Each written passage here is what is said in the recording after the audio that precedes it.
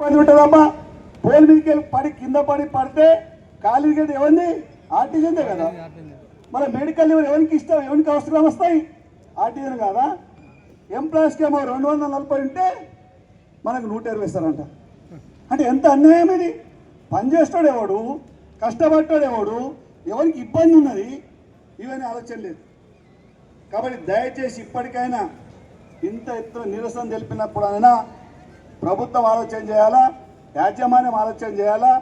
మరి మన సమస్యలు పరిష్కారం చేయకపోతే మాత్రం తప్పకుండా ఈ ఉద్యమం చాలామంది ఆలోచన చేస్తున్నారు. 10 రోజులు సమ్మె చేసిన కాలేదు కదన్నా, మళ్ళీ ఎట్టవుతుంది, 100% అవుతుంది. సమయం వస్తుంది, ఎప్పుడైనా సమయం వస్తుంది, దానికి సమయం ఉంటుంది. ఆ సమయం వచ్చినప్పుడు తప్పకుండా పరిష్కారం అవుతుంది. కాబట్టి కార్మికుని ఏమనుకోవాలా, ఎట్టి పరిస్థితి సాధించే వరకు కొట్లాడాల్సిన బాధ్యత ప్రతి కార్మికుని పైన ఉన్నది. ఎటువంటి మాటలు చెప్పినా మనం వినవద్దు. ఎదుటోడు ఏదో చెప్తూ ఉంటారు, అది చెప్పి నిన్నామనుకో మోసం ఎవరు పోతాం, మనమే మోసం పోతాం. అంతకుముందు ఇండివిజువల్గా కొట్లాడుతుంటుంది, CIT, HIT ఇండివిజువల్ అన్ని యూనియన్లు 327 సపరేట్గా కొట్లాడేది. కానీ మొన్న నుంచి అన్ని యూనియన్లు ఉన్న ఆర్టీఐ కార్మికులంతా ఒక తాటిపైకి వచ్చినాం. ఐక్యంగా 19,000 మంది ఇప్పుడు ఐక్యంగా ఉన్నాం. దీనికి విచ్ఛిన్నం చేయడానికి కొంతమంది శక్తులు చూసినా కూడా మనం విచ్ఛిన్నం కానీ అవసరం లేదు. ఇక్కడ అందరూ అన్ని యూనియన్లకు సంబంధించిన రేపు పొదగాలు ఏం జరుగుతుందో తెలియదు. కానీ కార్మికుడు అంటాడు ఒక్కటే, ఉద్యమం నడుస్తుంటే ప్రతి కార్మికుడు ఆ ఉద్యమంలో పాల్గొంటేనే ఆయన సమస్య పరిష్కారం అవుతుంది. సరే 100% మేము సిద్ధం ఉన్నాం. మొన్న జేఏసీ నాయకులు, పవర్ జేఏసీ నాయకులు మనం పిలిచారు, పోయినాం, మాట్లాడినాం. పిలిచినాక వాళ్ళు 15 నిమిషాలు 20 నిమిషాలు మాట్లాడినాక వాళ్ళకి ఏదో సమస్య వస్తే వాళ్ళు వెళ్ళిపోయారు. మళ్ళీ మాట్లాడదామన్నారు. 100% సిద్ధం ఉన్నాం. ఎప్పుడు మాట్లాడినా మనం సిద్ధం ఉన్నాం. మన సమస్య పరిష్కరించాలని చెప్తున్నాం అంతే. వాళ్ళు ఏమన్నా మనకు దుష్మన్నారా? మనం ఒకటే సమస్యలు పనిచేస్తున్నాం. కానీ మన సమస్య పరిష్కారం అయ్యే దిశగా వాళ్ళ ఆలోచన ఉండాలి. మేము ఈ వేదిక నుంచి రిక్వెస్ట్ చేస్తున్నాం పవర్ జేసీకి, మీతో సాధ్యమైతే చెప్పండి, ఆర్టీజన్ కార్మికులకు ఏపీఎస్సీ సర్వీస్ రూల్స్ ఇప్పిస్తాము అని మీ ఉద్దేశంలో ఉంటే మీకు ఇప్పిస్తామని మీ కంపల్సరీ పోరాటం చేసి ఇప్పిస్తాం.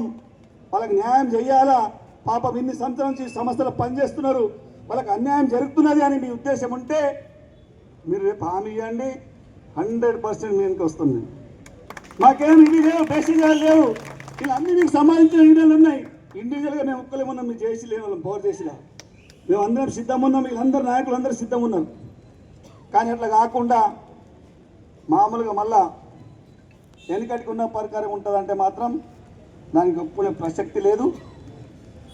ఈ డిపార్ట్మెంట్లో ఇప్పుడు మొన్న పిలిచి ఏమంటారంటే, మీరు సపరేట్గా మేము సపరేట్గా చేస్తే ఇది సమస్య పరిష్కారం అయ్యేటట్లేదు. మన ప్రభుత్వం మొండి ఉన్నది, యాజమాన్యం మొండి ఉన్నది, మనం అంత కలవాలంటున్నాం. 100% మీరు అన్న మాట వాస్తవము. ప్రభుత్వం మొండి ఉన్నది, యాజమాన్యం మొండి ఉన్నది. వ్యవస్థలో పనిచేస్తున్న ఉద్యోగస్తులకు, మనకి ఆర్టిజన్లకే కాదు, ఉద్యోగస్తులకు మీద వాళ్ళకు ఇబ్బందికర పరిస్థితులు ఉన్నాయి. అక్కడ ఇంజనీర్లకు కానీ, ఇక్కడ ఓఎన్ఎం స్టాఫ్ కానీ, అక్కడ అకౌంట్ స్టాఫ్ కానీ, ఇక్కడ ఆర్టిజన్ కార్మికులు కానీ అందరికీ ఇబ్బంది ఉన్నది. ఇలా ఇబ్బంది లేని పరిస్థితి. ఎందుకంటే ఉదాహరణ మీరు చూసుకోండి, ఎప్పటికీ మన చరిత్రలో పట్ట 4 సంవత్సరాలకు ఒకసారి పిఆర్సీ వచ్చేది. ఏప్రిల్లో పిఆర్సీ అమలవుతుందంటే సెప్టెంబర్ అక్టోబర్లో కమిటీ పడేది. ఈ రోజు వరకు కమిటీ పడలేదు. ఈ రోజు వరకు ఎన్ఎన్ సెక్రటరీ గారు ఏమంటున్నారు, పిఆర్సీ అంటే మన డిమాండ్లవి పిఆర్సీ ఉన్నది. పిఆర్సీ మనకు అవసరం లేదా?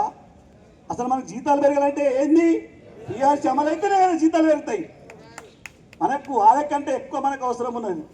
మేము ఆ డిమాండ్ పెట్టి పోరాటం చేస్తే మన చర్చలలో ఎన్ఎన్ సెక్రటరీ గారు అంటున్నారు, పిఆర్సీ డిమాండా, పిఆర్సీ ఎట్లా ఇస్తాం మీకు, పే రివిజన్ అంటే రిటర్న్ చేస్తాము.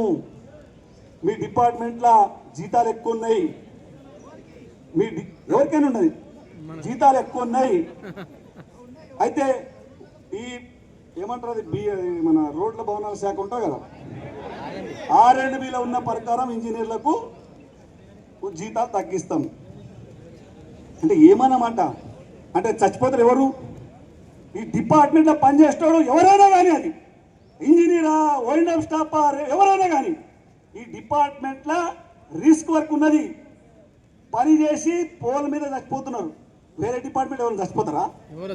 మరి వాళ్ళకి జీతాలు ఎక్కువ ఉన్నాయి, మీకు జీతాలు ఎక్కువ ఉన్నాయి, ఇబ్బంది ఎక్కడ? అది ఎందుకట్లా? ఇలా 24 గంటలు పని చేస్తున్నాం, పొద్దున 10 గంటలకు వచ్చి 5 గంటలకు వెళ్ళిపోతారు. అంటే జీతాలు ఎక్కువ ఉంటాయి. ఎందుకుంటాయి? వాళ్ళ సర్వీసు 30 సంవత్సరాలు దాటింది.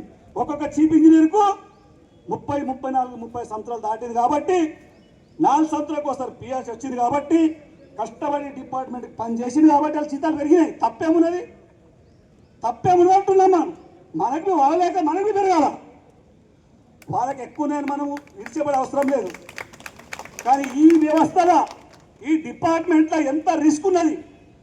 అక్కడ జవాన్లు ఓన్లీ ఉద్యమం అయినప్పుడు పాపం వాళ్ళ ఎట్లా రిస్క్ ఉంటుంది. వాళ్ళే అక్కడ చనిపోతారు.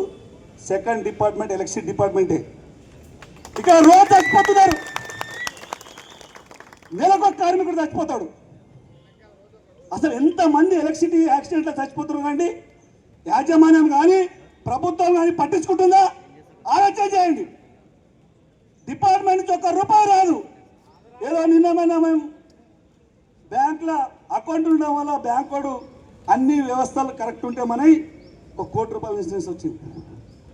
అంటే ఇంత వ్యవస్థ కష్టపడి చనిపోతుంటే ₹1 డిపార్ట్మెంట్ ఏది?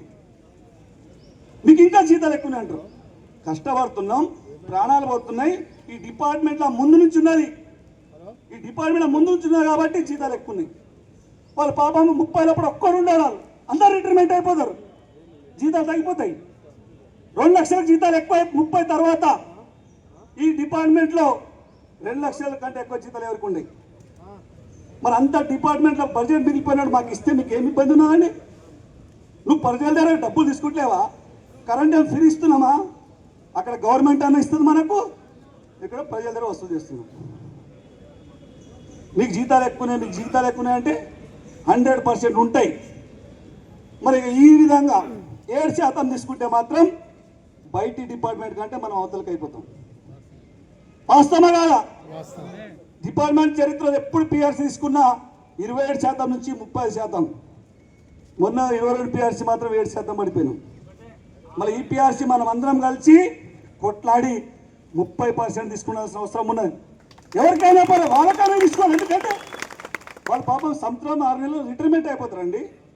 4 లక్షల బాధ ఎందుకు గవర్నమెంట్కు? ఏమైనా వాళ్ళ గవర్నమెంట్ ఖజానాకి ఇస్తున్నదా? మన డిపార్ట్మెంట్ డబ్బు, మన కార్పొరేషన్ డబ్బు, మనం కష్టపడి పని చేస్తున్నాం, రిస్క్ పని చేస్తున్నాం కాబట్టి జీతాలు ఎక్కువ ఉన్నాయి. వాస్తవం కాదా ఇది? ఎట్లా అంటే వాళ్ళ జీతాలు ఎక్కువ ఉన్నాయి గవర్నమెంట్ ఎట్లా అక్కడ నుంచి వాళ్ళు అధికారులు చెప్తారు? 100% డిపార్ట్మెంట్లో జీతాలు ఎక్కువ ఉండాల్సిందే. రేపు పిఆర్సీ మాకు 30% ఇవ్వాల్సిందే. దీని గురించి కలిసి కొట్టాలని మేము సిద్ధమైనాం. కానీ నిజాయితీగా రండి అందరూ. ఈ డిపార్ట్మెంట్లో ఉన్న ఉద్యోగస్తులు అందరూ నిజాయితీగా ముంగట రండి. 100% మేము ముందు ఉంటాము. మేము చూసుకుంటాం బాధ్యత ఎట్లా చేయాలనేది. మీకు భయం ఉంటే అనుకున్నా పర్లేదు, లేకపోతే మీరు ముంగట ఉన్నా పర్లేదు, మేము అనుకుంటాం. రేపు మీకేమైనా ఇబ్బంది ఉంటే మాకు ముంగట పెట్టండి, మీరు మా వెనక రండి. వీళ్ళందరూ అంటారు ఈపీఎఫ్ తో జీపీఎఫ్ ఎందుకు ఇవ్వద్దండి? ఎందుకు ఇవ్వద్దు? ఈపీఎఫ్ తో జీపీఎఫ్ 100% ఇవ్వాలా? ఎందుకు?